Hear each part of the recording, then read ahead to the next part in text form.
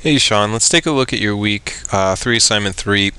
This turned out great. I think you are doing a really nice job of dealing with a lot of texture in the scene and dealing with a lot of color in the scene. And that's, I think, something that a lot of people have really shied away from at this point.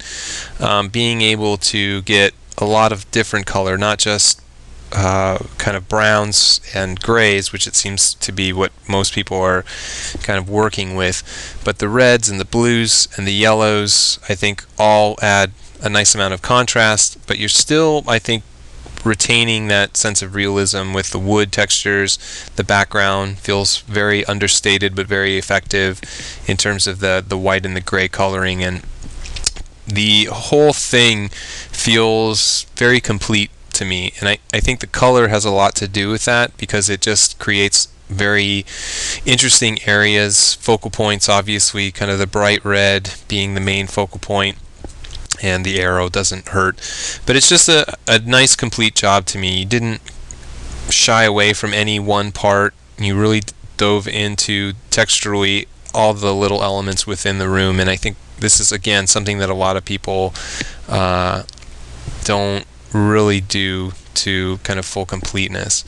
So for me, the big thing that is an improvement from the last time is the perspective feels much better this time around. But also what works for me is that it feels much more refined. Everything just tightened up a lot more. You've done a great job of getting a huge amount of detail into this. You know, the way that the microwave window kind of is an inset and the buttons seem a lot cleaner. The texture feels understated and well observed and very convincing.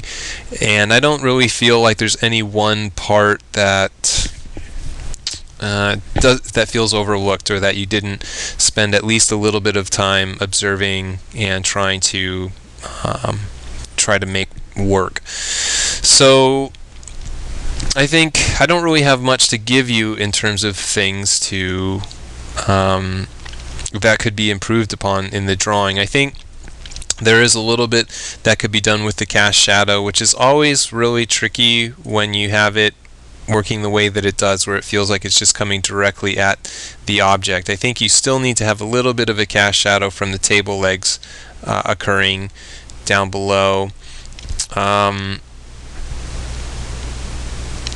But you know, the rest of the stuff actually works out so well. The way that the table is very light in value relative to what's going on as it moves back into space, and the same with the microwave itself, where it gets a lot darker as it moves back into space. The table legs are shaded in a very nice way as well.